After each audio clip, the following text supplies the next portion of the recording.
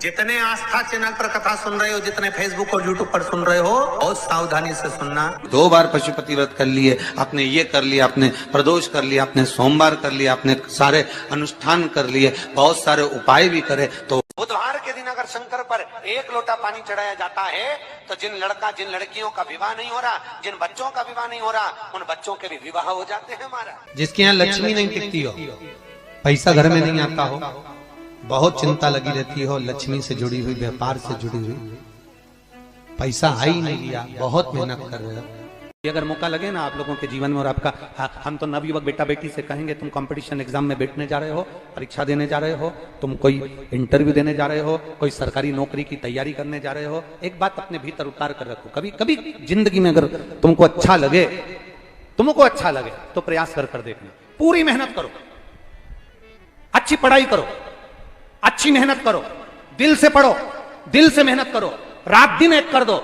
और जब एग्जाम देने के लिए जाओ, जब तुम कंपटीशन एग्जाम के लिए, इंटरव्यू के लिए जाओ, जब तुम सोचो कि मेरी जॉब मुझे चाहिए और मेरा बाबा मुझे देगा, मैंने मेहनत करी है, पूरा कर्म करा है, मैंने पूरा दम लगाया है, तो मेरा बाबा मुझे नौकरी देगा, तो ये निश्चित है वो देगा। उसके लिए बस एक कर्म आखिरी में कर जाना, जो अशोक सुंदरी का स्थान। फिर ध्यान देंगे, ये शिवलिंग ध्यान से देखेंगे आप लोग, ये शिवलिंग है, ये जलाधार है, और शिवलिंग के मध्य में जो जलाधारी, और जलाधारी के सामने से एक स्थान गया हुआ है, जहां गणेश जी का स्थान, कार्तिकेय जी का स्थान, और बीच में अशोक सुंदरी का स्थान।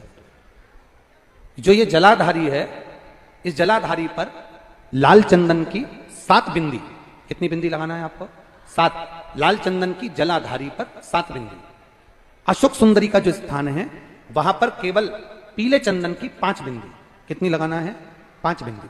और 5 बेलपत्र, केवल 5 बेलपत्र शंकर भगवान के शिवलिंग पर, परंतु उसके चढ़ाने का तरीका 5 बेलपत्र का अलग रहेगा।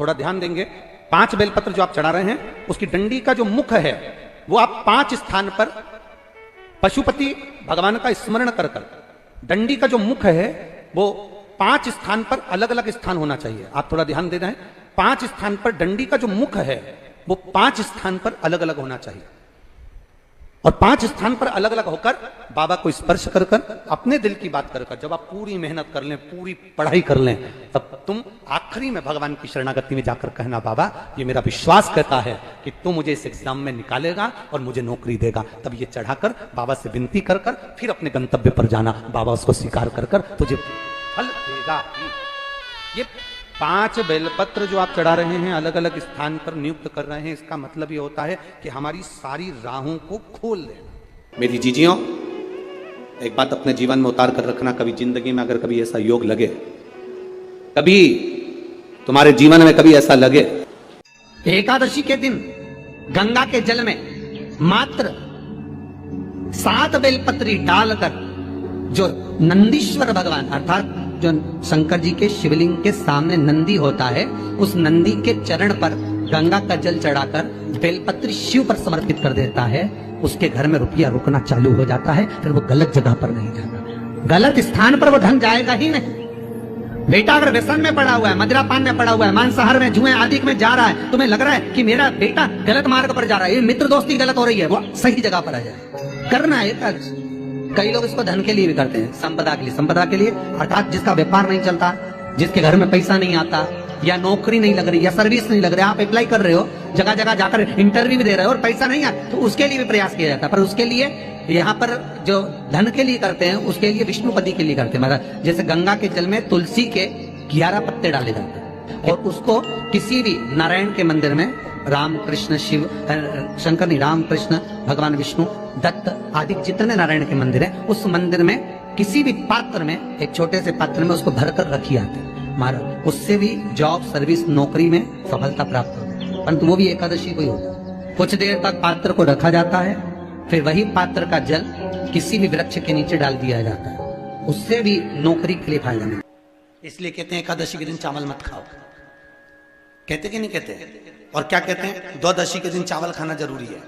एकादशी का पालना करना है तो द्वादशी को चावल का 1 ग्रास खाओ, तब द्वादशी को चावल खाओगे तो एकादशी लगेगी। चावल नहीं खाओगे तो एकादशी नहीं लगेगी। द्वादशी को चावल खाना जरूरी है। क्यों कहते हैं? क्योंकि धान के खेत में जीव को छोड़ा जाता है, उस धान के खेत में, चावल के खेत में जीवात्मा रहती है, उसको चिड़िया खाती है तो चिड़िया के रूप में जन्म लेता है, मनुष्य खाता है तो मनुष्य के रूप में जन्म लेता है। इसलिए एकादशी के दिन चावल नहीं खाया जाता, क्योंकि एकादशी के दिन हम चावल खाएंगे तो जीव हत्या का दोष लग जाएगा।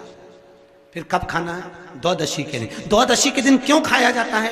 क्योंकि हम एकादशी के व्रत करे रहते हैं और पहला घासा जब चावल का खाते हैं तो अपनी करी हुई एकादशी का पुण्य जितने जीव हमारे मुंह में जाते हैं उनको उसका पुण्य मिल जाता है और उनका फिर जन्म नहीं होता, वो तर जाते हैं, उनको एकादशी का भाग मिल जाता है।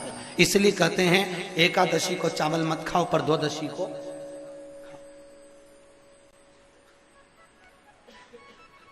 खाइए। 10 दिन तक जीवात्मा है और आपने एकादशी कब दान दी? बोलो जम के।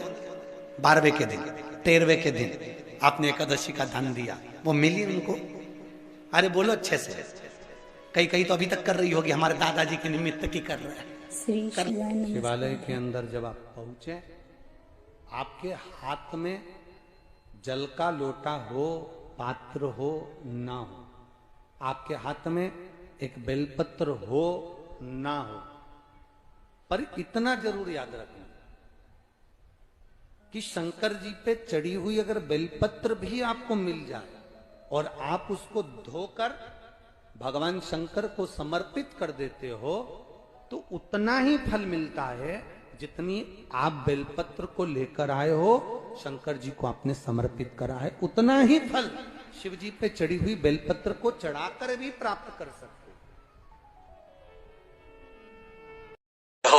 एक बार अगर घाटा लग भी जाए, दुख आ भी जाए, कर्जा बढ़ भी जाए, एक बार शंकर के पास जाकर दिल से एक लोटा पानी चढ़ाकर नंदी के पास बैठकर उसके चरण को पकड़कर उससे कहकर तो देखो रे नंदीश्वर, एक हरी मूंग का दाना उसके पास रखकर कहो तो, ए नंदी गलती हो गई, बहुत दुखी हूँ, तू शिव जी को लेकर रोज भ्रमण पर निकलता है, एक बार मुझ पर करुणा करवा दे, नंदी कृपा करेगा, शिव को लेकर तेरे दरबार पर खड़ा मिलेगा। क्यों चिंता करना हमको?